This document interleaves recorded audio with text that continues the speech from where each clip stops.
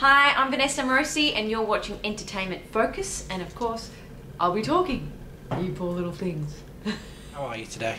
I'm very good. How does it feel to be back in the UK?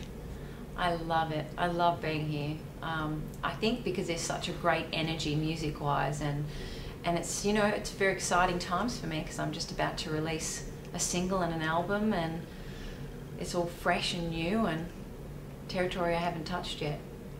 So it's been, is it 10 years since we saw you over here with your single Absolutely Everybody? Yeah.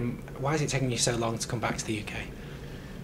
Just on so many missions. I toured Europe for a couple of years, but never made it back to the UK, which is a bit disappointing. But I had a lot of success in Germany, and of course at home I've been releasing records and producing other music and writing and just so much music. But this is the first record I've been really proud of to step out of my own country and to get out to people. And the record, the single is This Is Who I Am. It's quite a different sound from the last single that we heard from you over here. Tell us a bit about the single and a bit about the sound. That's just what happens when you evolve and change and become a grown-up, I suppose. When I was writing albums as a child, I was writing music that was stuff I wanted to experience and I fantasized about. Now my songwriting is raw and real, and it's talking about the things that I have experienced and my opinion on those things. So definitely the new album Hazardous is completely raw. It makes you feel good, but it's coming from life experience and definitely not happy places in some of them.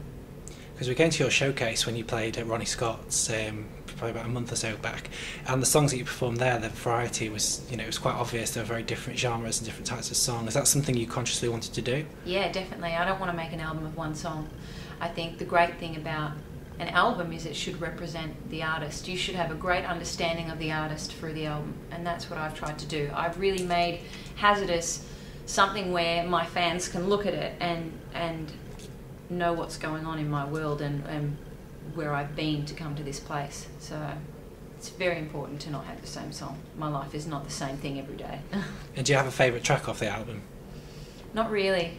I mean, it's very hard for me to pick and choose with these tracks because they all signify different points in my life and different things that have happened that have shaped me to this. So I don't really have a favourite because they're all necessary to what sums me up.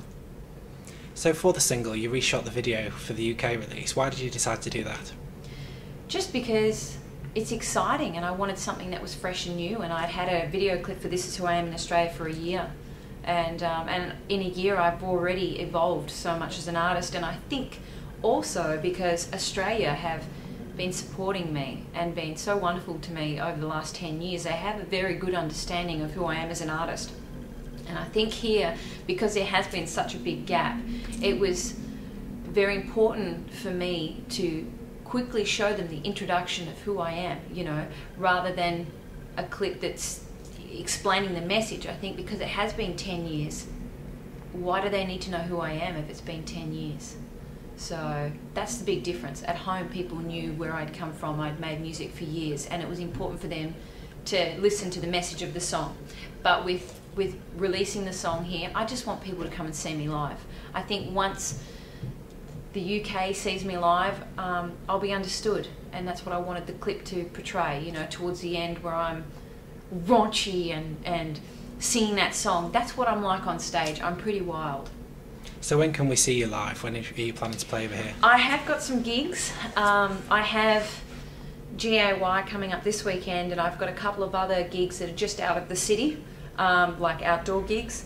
The best way to find out, which I'm trying to load in a lot more because that's what I'm all about, the best way to find out is off my website. So if people hit my website, www.vanessaamorosi.com.au, I try and say it as quick as possible because it's a website. You just put your name in Google and it comes up. So when we saw you at Ronnie Scott's, the set that you did was quite stripped back, and it was allowed your voice to shine, and you've got an incredibly powerful voice, very impressive. Is that what people can normally expect from you, or do you normally have a fuller band? Or live, it is wild and crazy. There's a full band, it's got a lot of energy, running up and down on that stage. Acoustically, I'm very different because I do want to strip things back, and I do want things to have really nice chord progressions to melodies, and I want to sell my story. But live, I want to celebrate it. That's the celebration for me, and doing that with the people that actually support me as an artist. And do you find when you're travelling from country to country that the audiences are quite different? Or? Yes, very different. There's different things that every country does. Yeah, for sure. Germany does the woo, which I never forgot. And you know, if you perform in Japan, they're not as wild as when you perform in Europe. They clap very politely. Australia, because I've lived on the stage there for so long, they get to a point where you wind them up in the set, and then towards the end of the set they just go off. So definitely different ways of warming up your audience, and different songs and different energy, I suppose, in each country.